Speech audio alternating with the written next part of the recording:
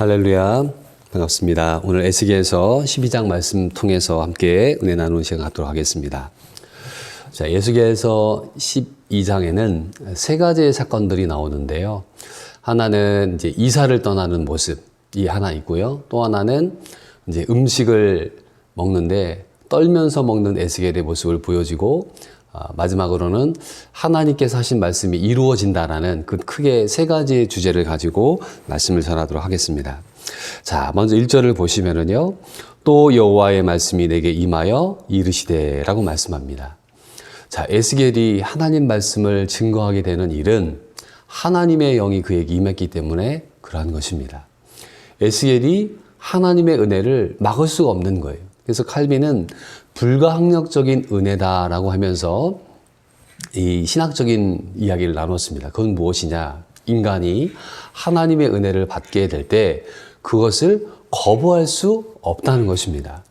즉, 이 에스겔이 포로로 끌려가서 있을 때 하나님께서는 예루살렘에 있는 어떤 유명한 제사장 또는 선지자를 통해서 말씀하지 않고 포로로 끌려간 이 에스겔을 통해서 하나님의 역사를 보여주고 그 말씀을 예언하고 있다는 것입니다.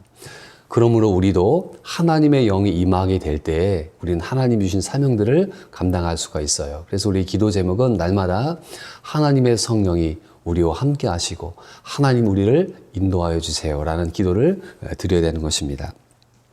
자, 2절을 보시면은 이스라엘 백성에 대한 별명을 하나님이 붙여놓습니다. 그 별명은 좋은 별명이 아니에요. 그 별명은 반역하는 자란 뜻입니다. 자, 2절을 보시면은요, 인자야, 내가 반역하는 족속 중에 거주하는도다.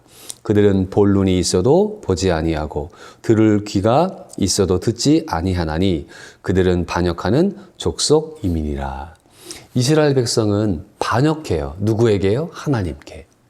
그들은 하나님께 충성을 다짐하고 언약을 맺었습니다. 그러나 그 약속을 버리고 언약을 버리고 우상 숭배하고 하나님을 업신여기는 일을 저지르게 되었습니다.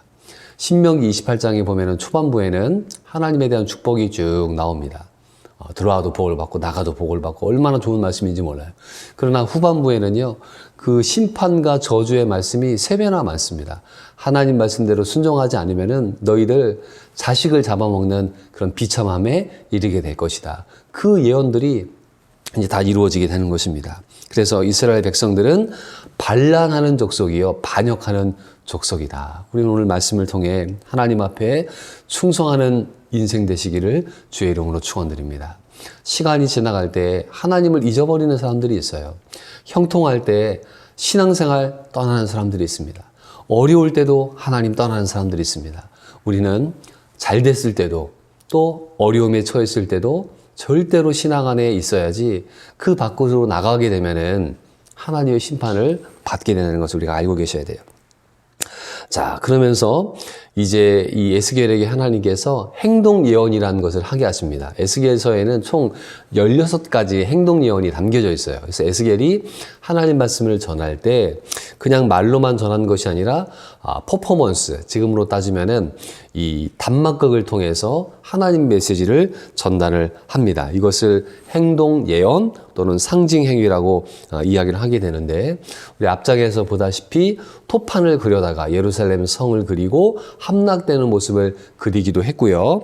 또 머리털을 잘라서 불태우기도 하고 칼로 치기도 하고 흩어버리면서 이스라엘이 이렇게 하나님의 심판을 받을 것이라고 하는 기이한 행동들을 에스겔이 했습니다. 그럼 오늘은 어떤 행동을 하느냐? 오늘은 이삿짐을 싸고 도망갈 준비를 하라고 합니다. 자, 3절 보십시오. 인자야, 너는 포로의 행장을 꾸리고 낮에 그들의 목전에서 끌려가라. 내가 내 처소를 다른 곳으로 옮기는 것을 그들이 보면 비록 반역하는 족속이라도 혹 생각이 있으리라. 이 에스겔이 낮에 이사갈 준비를 합니다.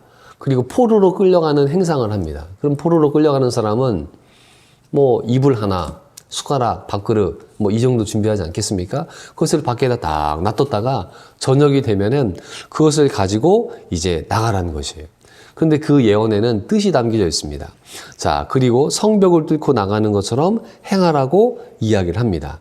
그래서 이제 저녁이 되어서 행동합니다. 자, 7절이네요. 내가 그 명령대로 행하여 낮에 나의 행장을 끌려가는 포로의 행장같이 내놓고 저물 때에 내 손으로 성벽을 뚫고 캄캄할 때 행장을 내다가 그들의 목전에서 어깨에 메고 나가니라. 그래서 이제 낮에는 이상할 준비를 했다가 밤에 그 기이한 행동을 합니다. 그거는 누구를 뜻하느냐? 유다의 마지막 왕이었던 시드기야라는 왕이 있는데 그가 끝까지 항복하지 않았습니다. 예레미야가 예언했죠. 빨리 항복해라. 그리고 하나님의 형벌을 받아야 된다. 그런데 감옥에다가 이제 예레미야를 가두게 되었고 강경파들, 이스라엘의 강경파들은 왕을 설득시켜서 끝까지 싸우자고 합니다. 왜요? 그들은 기득권자들이잖아요. 집도 있고 땅도 있고 모든 것들 다 누리는 사람들인데 항복하면은 다 잊어버리지 않습니까? 차라리 싸우다 죽겠다. 어떻게 보면은 되게 멋있는 말처럼 들리지만은 그것은 하나님 앞에 완전히 반역하는 행동이거든요. 왜냐하면 하나님께서 너희는 그 죄값으로 70년 동안 형벌을 살려고 했는데 그 형벌을 거절하는 것입니다. 자, 그래서 첫 번째로서는 그 예언을 하게 됐습니다. 이제 벽을 뚫고 나가면서 결국에 이 시드기야는 몰래 탈출을 하다가 붙잡히게 됐습니다. 그리고 끌고 와서 아들들이 있는데 그 아들들을 목전에서 죽이고 또 두 눈을 뽑아서 끌고 갑니다. 끌고 가서 결국에 여기서 죽게 되죠. 즉 하나님께서 이 행동 예언을 통해 하나님의 심판의 메시지를 사람들에게 알려줍니다. 왜요? 그 모습을 보고 생각하라는 것이에요. 우리는 하나님이 주신 능력들 가운데 생각하는 능력이 있습니다. 봄, 여름, 가을, 겨울을 보잖아요. 하나님께서 이 모든 것들을 움직이시는구나 라는 것들을 우리가 알아야 됩니다. 자, 그 다음에 하나님께서 이 에스겔에게 두 번째 행동 예언을 하라고 하는데 그것은 음식을 먹는 것이에요. 자, 17절 말씀을 한번 보겠습니다. 자, 17절을 보시면은요. 여호와의 말씀이 또 내게 임하여 이르시되 인자야 너는 떨면서 내 음식을 먹고 놀라고 근심하면서 내 물을 마셔라 라고 얘기합니다. 자, 사람이 살아가는 동안에 먹고 마시는 것은 기본적인 생명을 유지하는 일이죠. 그러면은 그 물을 먹고 밥을 먹는 행위가 정말 평안한 가운데 해야 되지 않겠습니까? 우리나라 속담에 밥을 먹는 개는 그래도 괴롭히지 않는다 뭐 이런 속담이 있지 않습니까? 그런데 이스라엘 백성들은 지금 이 하나님 말씀을 통해서 깨닫게 되는 것은 그들이 환난과 역경을 당하면서 고통 가운데 물과 이 음식들을 먹게 된다는 것입니다. 왜요? 그들은 하나님 말씀에 불순종했기 때문에 이 하나님의 심판을 받게 됩니다. 자, 포로로 끌려가는 사람들, 오늘 나는 살아남을 수 있을까? 뭐 직장이 있어야 되잖아요. 직장이 없죠. 포로로 끌려가는데 직장이 어디 있습니까? 오늘 밥을, 세 끼를 먹을 수 있을까? 또 아이들이 있다면 아이들을 어떻게 키워야 될까? 기본적인 삶의 모든 것들이 무너져 버리는 그런 시대로 가고 있다는 것입니다. 그래서 하나님께서 그들에 대한 이 철저한 심판을 이야기하셨는데 왜 그러시느냐? 그 이유가 나옵니다. 자, 19절 말씀을 보겠습니다.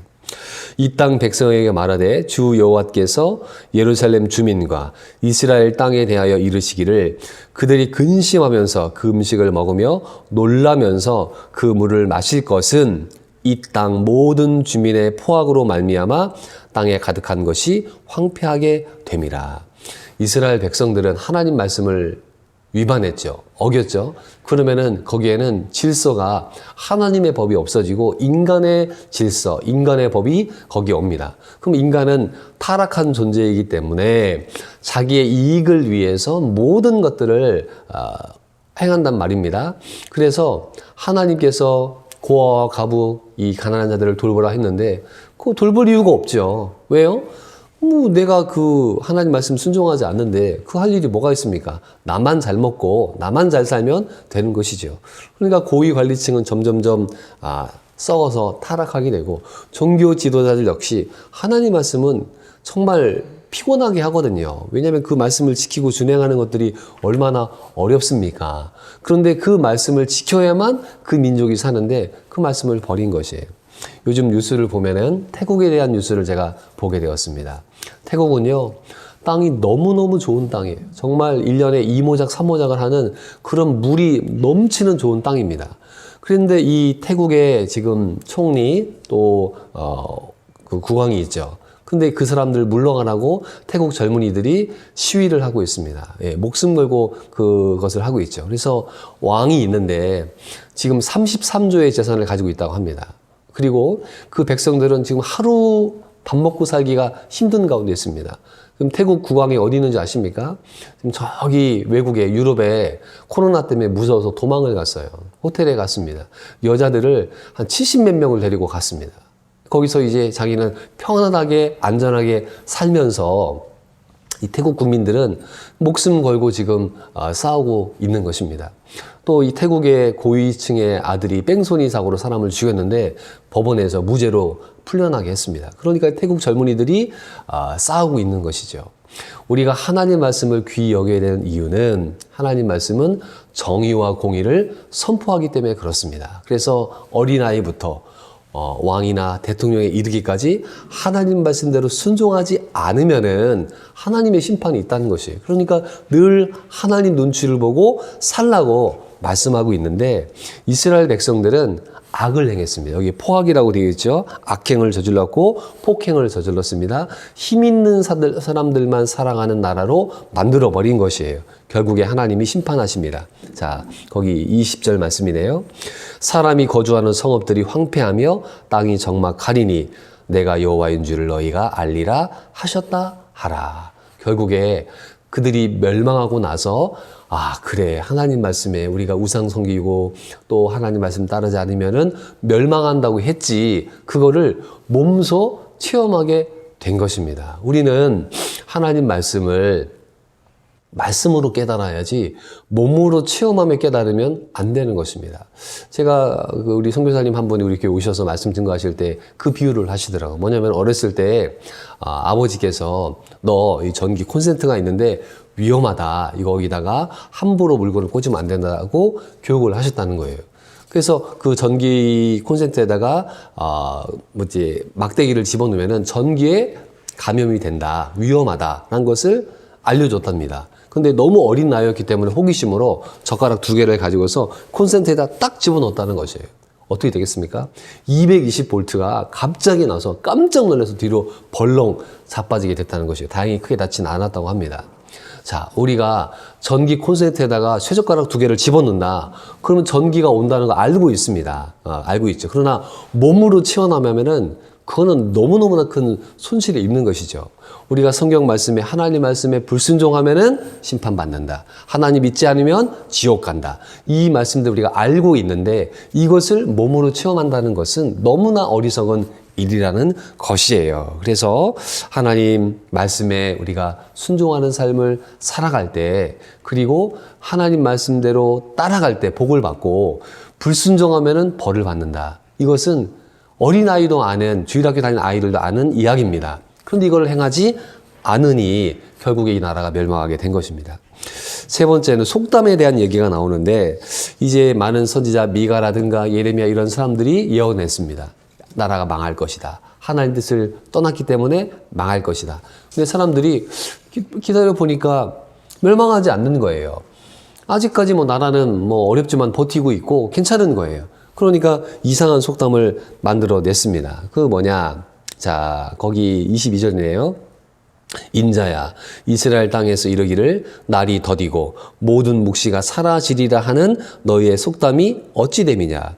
좀 말이 어려운데요. 속담 중에 모든 묵시가, 예언이 사라지게 되고 이루어지지 않는다. 하나님 말씀 다 이루어지지 않아. 그게 사람들 마음속에 팽배해 있는 그런 속담거리가 되고 말았습니다. 그래서 하나님이 내가 이 속담 없애버리겠다. 자, 23절입니다. 그러므로 너는 그들에게 이르기를 주 여호와께서 이같이 말씀하시기를 내가 이 속담을 그치게 하리니 사람이 다시는 이스라엘 가운데에서 이 속담을 사용하지 못하리라 하셨다 하고, 또 그들에게 이르기를 날과 모든 묵시의 응함이 가까우니. 자, 너희들 하나님 말씀이 잘 이루어지지 않아. 뭐 하나님 말씀은 이루어지지 않아. 이렇게 우기는 속담들을 갖고 있는데 내가 그 속담 없어지게 할 것이다. 그리고 정말 D-Day, 그날이 너에게 올 것이다라고 이야기하십니다. 그러면서 하나님은 말씀하시는 것들을 온전히 다 이루시는 분이라고 우리에게 얘기합니다. 그게 25절 말씀이에요. 자, 제가 읽겠습니다. 나는 여호와라. 내가 말하리니 내가 하는 말이 다시는 더디지 아니하고 응하리라. 반역하는 족속이여 내가 너희 생전에 말하고 이루리라. 나 주 여호와의 말이니라 하셨다 하라. 아멘. 자, 너희 생전에 그 말들이 이루어지는 것을 보게 될 것이다. 시드기야가 이제 나중에 두 눈이 뽑혀서 처참하게 죽어가는 그 소식들을 들은 이스라엘 백성들은 얼마나 낙심이 되겠습니까? 자, 오늘 이 말씀들을 통해 몇 가지 교훈을 한번 우리가 살펴보도록 하겠습니다. 첫째는요, 이스라엘 백성들의 반역입니다. 하나님을 따르는 백성이 된다는 것은 충성을 다짐하는 것인데 우리는 하나님의 피조물이잖아요. 그러면 창조주의 말씀을 따라야 되는데 이 피조물들이 하나님에 대한 반란을 만들어냅니다. 하나님 섬기지 않습니다. 그것을 하나님께서 심판하신다는 것을 우리가 아셔야 돼요. 그래서 우리는 하나님 앞에 칭찬받는 사람이 되야 됩니다.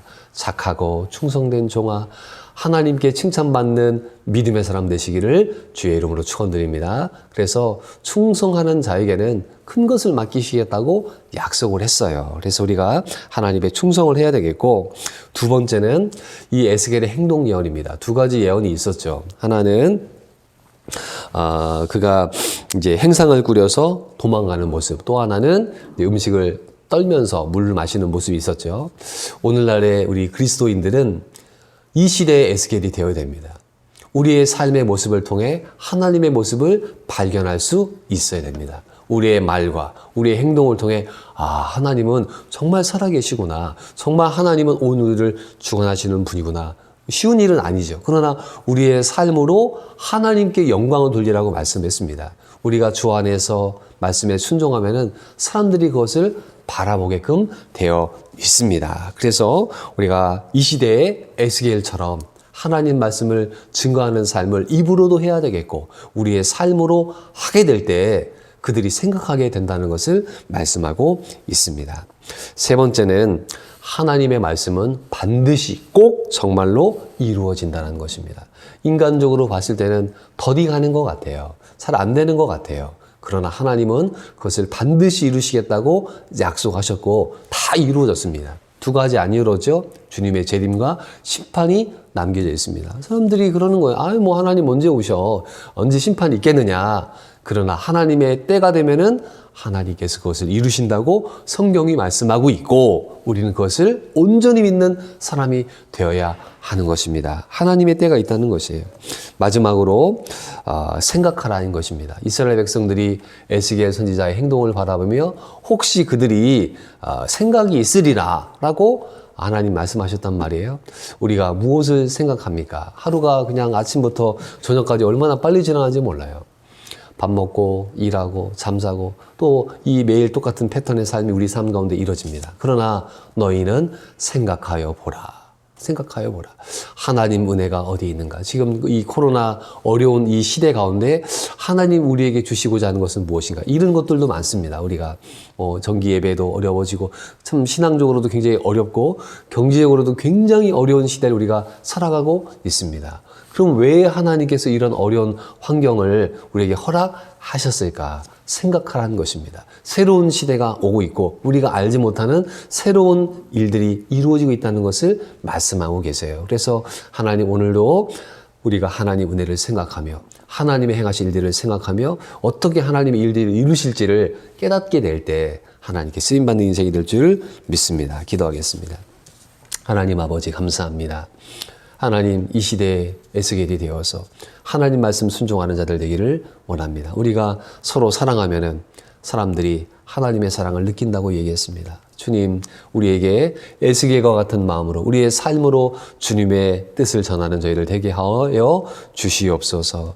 아버지, 하나님 말씀은 반드시 이루어진다고 얘기했습니다. 시드기야가 이제 비참하게 도망가다가 잡혀서 죽게 되는데 그 예언의 말씀이 그대로 이루어진 것처럼 오늘날 하나님의 재림, 주님의 재림과 심판들이 약속되어져 있는데 반드시 이것이 이루어진다는 것을 믿고 나가는 저희들 되도록 역사하여 주옵소서. 에스겔 말씀을 통해 우리에게 하나님 깨닫게 해주시는 말씀들 생각하기를 원합니다. 오늘 하루를 사는 동안에 어떻게 하나님 뜻대로 살까? 하나님 우리를 위해 무슨 일을 계획하실까 생각하며 주님 우리의 인생이 하나님 보시기에 부끄럽지 않은 인생, 착하고 충성된 종이라 칭찬받는 인생 되게 하여 주시옵소서. 예수님의 이름으로 기도드리옵나이다. 아멘.